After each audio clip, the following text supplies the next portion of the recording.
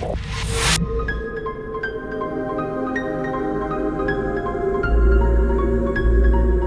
I'm Baz, and welcome back to 20 Minute Gamer, the channel where I test whether a game can hook you in just 20 minutes. As a busy dad and filmmaker, I don't have hours to burn hoping a game gets good, so I judge games by their opening moments to let others like me figure out if they're worth the time. Today I'm playing Parasite Eve, originally released in 1998 on the PlayStation 1. This was my first time experiencing it. I'd always heard about Parasite Eve when I was younger, and it's one of those games I just never got my hands on, along with its sequel. I knew it had a horror element and a reputation for a fantastic soundtrack, but other than that, I went in blind. With the trend of horror game remakes recently, like Silent Hill and Resident Evil, I figured it was a perfect time to see whether this classic still holds up. Story. Straight off the bat, the story did hook me. You can't skip cutscenes in this one, so a good chunk of the first 20 minutes was spent watching the setup, but I didn't really mind at all. You play as Aya, a police officer attending an opera in New York. As the lead performer starts singing, the audience spontaneously combusts. Yep, people just start bursting into flames. Aya confronts the singer who flees, leaving us with questions and a trail of destruction. It's eerie, gripping, and left me genuinely curious. The delivery is mostly text-based, but it's done well and it doesn't feel slow. A standout moment for me was discovering the parrot repeating, "Hot, hot, it burns," which did offer a disturbingly grim hint at what had happened to its owner. There's a real horror heart here and it does work. Score, 9 out of 10. Controls. Controlling Aya is simple enough. A bit dated, sure, but nothing that's hindered my exploration. Combat though felt a bit strange. Instead of real-time action or standard turn-based combat, you move around during fights. You wait for a gauge to fill and then aim using a targeting grid. It does work, but I found myself wishing it was a little bit more intuitive. Still, it's unique and it's easy enough to grasp.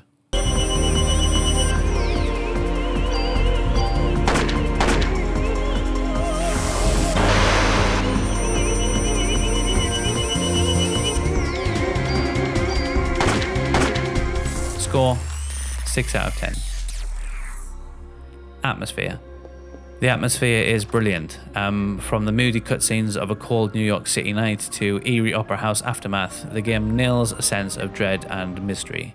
Charred bodies, creepy silence, dim lighting, it all builds up to something that feels unnerving but not overwhelming. I didn't really expect it to be this immersive. The fact that I was little on edge despite the dated visuals does say a lot. Score, 9 out of 10. Music and sound. Let's start with the sound effects. They're functional, but nothing too fancy.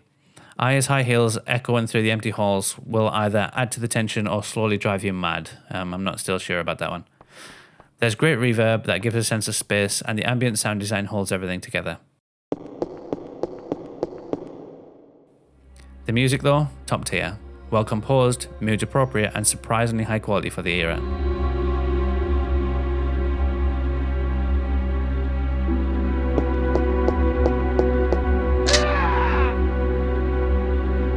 One transformation scene involving a rat really stood out for its grotesque sound design. It was genuinely disgusting in the best way.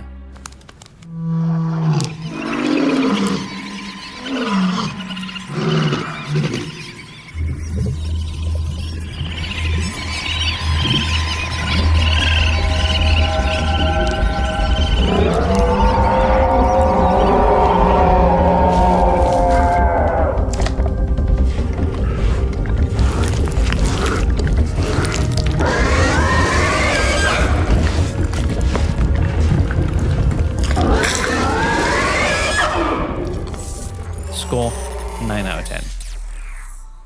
Graphics and style. There are 3 levels to the visuals. You have cutscenes, character models, and pre-rendered backgrounds. The FMVs look incredible for the time and still hold up. The character models are chunky but charming, and the backgrounds genuinely lovely. A lot of the camera angles are wider than in Resident Evil, which gives you a better view of the scene and hides some of the low poly edges. I did kind of chuckle at the attention to certain details on the female characters, which was very on brand for late 90s Japan. Score, 8 out of 10.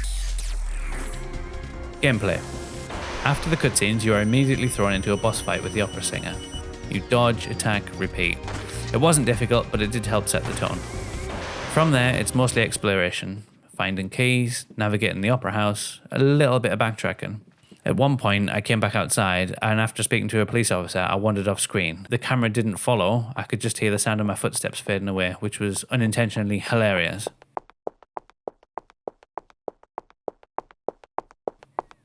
It's standard fare mechanically, but it did keep me engaged, and I genuinely wanted to keep going.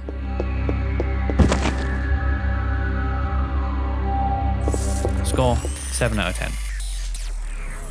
Final verdict. So, is this worth 20 minutes? Absolutely. If you've never played Parasite Eve, the opening 20 minutes will have you intrigued, if not outright obsessed. It's not flawless, the controls and combat system may divide opinion, but it delivers on atmosphere, storytelling, and mood. I get why this game has a cult following, and honestly, I'm looking forward to trying the sequel.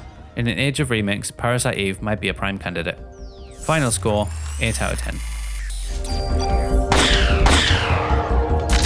Well, have you played Parasite Eve before? Should Square Enix give it the remake treatment, or is it best left in the late 90s? Drop a comment and let me know. If you like this review, a like and subscribe would really help the channel grow. Thanks for watching, and I'll catch you next time on 20 Minute Gamer.